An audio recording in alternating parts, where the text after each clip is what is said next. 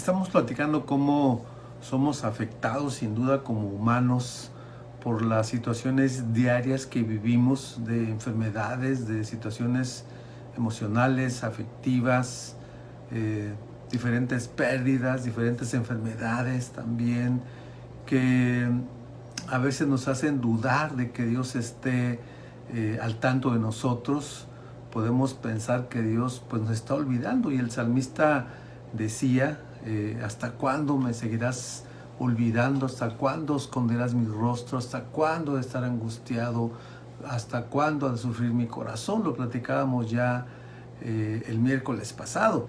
Y decíamos que la actitud que debemos tomar de una manera práctica sería recordar lo que dice Pablo allí en Filipenses 4. Alégrense en el Señor, les insisto, alégrense. Y esto no es tanto estar fingiendo una sonrisa allí o pintarnos así una sonrisa, sino tener un contentamiento calmado en la esperanza de que Dios tiene todas las cosas bajo control, tomar una actitud distinta, evitar caer en esos momentos de tristeza excesiva, de depresión tal vez en ciertos momentos, o si hemos caído, pues salir. Dice Isaías 49, verso 14 y 15, pero Sión dijo, el Señor me ha abandonado, el Señor se ha olvidado de mí.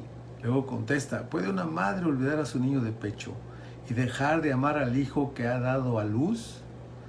Aun cuando ella lo olvidara, dice, yo no te olvidaré.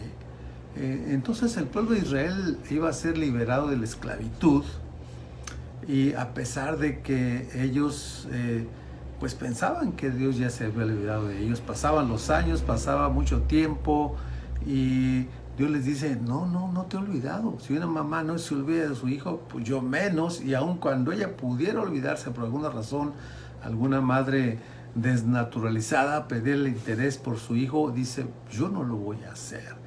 Habacuc mismo se preguntaba ahí en el capítulo 1, ¿hasta cuándo el Señor debe pedirte ayuda sin que tú me escuches? Imagínense lo que decía el profeta, ¿hasta cuándo he de quejarme de la violencia sin que tú nos salves? Él veía a su pueblo sufrir, y también el mismo pueblo de Israel, todo lo que pasó bajo la esclavitud, todo lo que pasó bajo el Imperio Romano también, en cuanto estaban allí en esa conquista, aun cuando tenían cierta libertad, ¿verdad?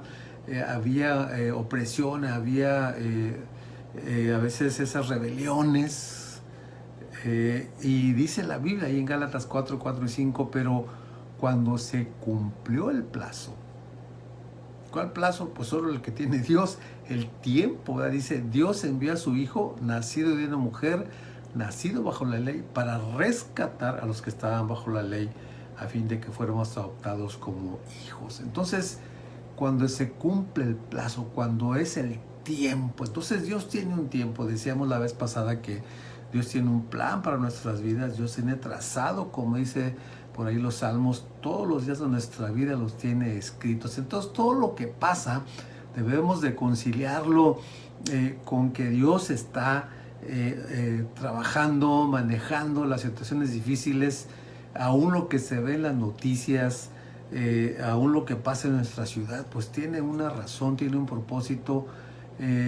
Imagínense si Dios entregó a su propio Hijo para que muriera en nuestro lugar, pues es que se acuerda de nosotros, es que le interesamos, ¿no? O sea, no es de que, imagínense, ¿por qué va a dar Dios a su Hijo si no le interesáramos? Estuvo dispuesto Jesús a soportar cada aflicción por usted y por mí, situaciones dolorosas que vio, bueno, la misma crucifixión, ¿verdad? Por usted y por mí. Entonces es importante recordar que podemos cubrirnos con nuestra desgracia, humanamente hablando, o cubrirnos con la providencia de Dios, con el cuidado de Dios. Podemos derrumbarnos ante el desorden de la vida o apoyarnos en el perfecto plan que Dios tiene para nosotros. Recordar esa promesa en Romanos 8:28, sabemos que Dios dispone todas las cosas para el bien de quienes lo aman, los que han sido llamados de acuerdo, dice, con su propósito. Hay algo que tenemos que recordar de una manera práctica, digámoslo así. ¿Qué debo de hacer? Bueno, recuerda o recordemos que Dios no tiene prisa. Dios no tiene prisa. Los que tenemos prisa somos luego nosotros, ¿verdad?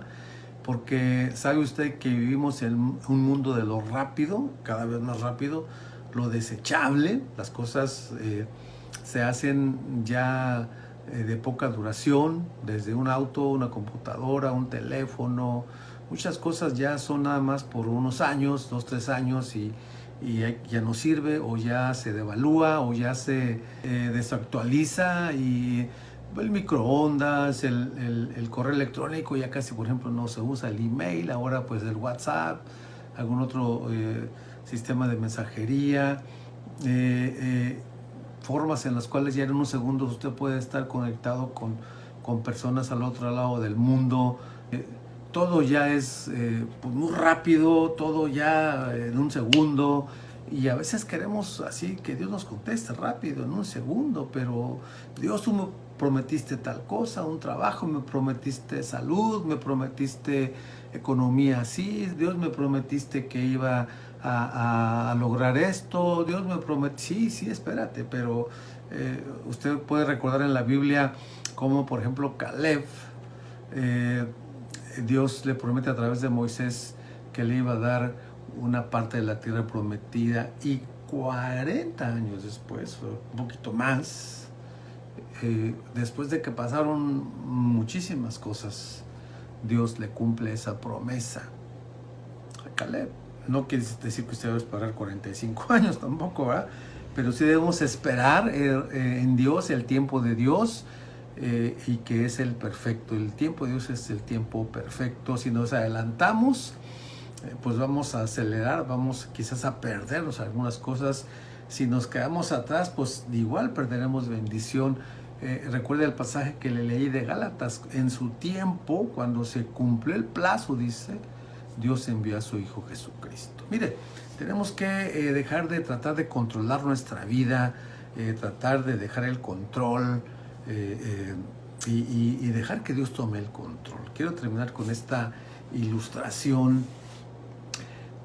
Susan Smart describió en un artículo para una revista su tercer y casi último vuelo. Había estado practicando una maniobra a 1000 metros de altura cuando perdió el control del aparato y su avioneta Cessna 150 empezó a dar vueltas sin control hacia la tierra.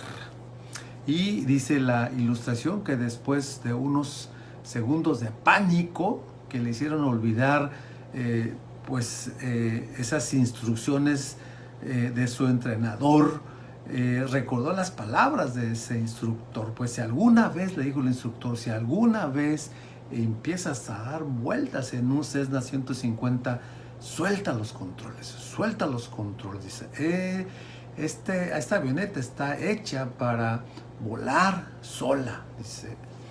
Y dice la ilustración que Susan se gritó a sí misma, suelta los controles.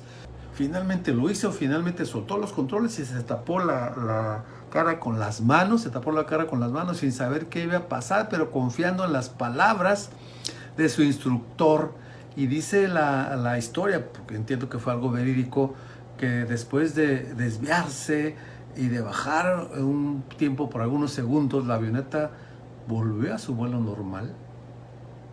Entonces descendió, dice la historia, más de 1 kilómetro, pero Susan sobrevivió porque tuvo fe para soltar los controles y después retomar ese control del avión. Entonces pasa así a veces en los momentos de crisis que queremos controlar las cosas, queremos controlar la historia, los acontecimientos, nos aferramos y gritamos, ¿por qué pasa esto? ¿Por qué pasa aquello? Bueno, es importante recordar que en momentos de crisis podemos hacer lo que hizo esta persona, esta mujer, cuando los temores hacen que nuestra vida emocional empiece a dar vueltas sin control y por más botones que apretamos, no salimos de esa vorágine, de esas vueltas, de esa caída estrepitosa. Nuestros sentimientos nos piden a gritos que nos dejemos vencer por el temor, por el pánico. Nos invitan sin duda nuestras emociones, nuestros sentimientos a que dudemos de las promesas de Dios, que ignoremos sus instrucciones que nos da en la palabra, en la Biblia, que tratemos de resolver las cosas sin Él, pero esas respuestas son inútiles. Nuestra única esperanza está en poner nuestra situación en las manos de Dios y confiar en Él, dejarle el control a Él, dejarle el control a Dios. Así que, amigo que me escucha, que me ve, Dios no nos ha olvidado. Dios tiene el control de las cosas, no nosotros. Nunca lo hemos tenido. A veces pareciera que sí, pero nunca lo hemos tenido el control. Siempre lo ha tenido Dios. Así que si usted y yo queremos controlar las cosas, es mejor decirle: Señor, tú tienes el control. Y descansemos. Y como decíamos el miércoles pasado, alegrémonos. Un contentamiento tranquilo, en el cual vayamos entendiendo que todo lo que está pasando, que quizás a veces nos mueve, nos sacude, tiene un propósito. Y que el control lo tiene Dios. Y que nos hará llevar a buen puerto nuestra nave, digámoslo así, ¿verdad? Para poder aterrizar bien y seguir adelante. Dios le bendiga. Nos vemos pronto, si así Dios lo permite. Hasta luego.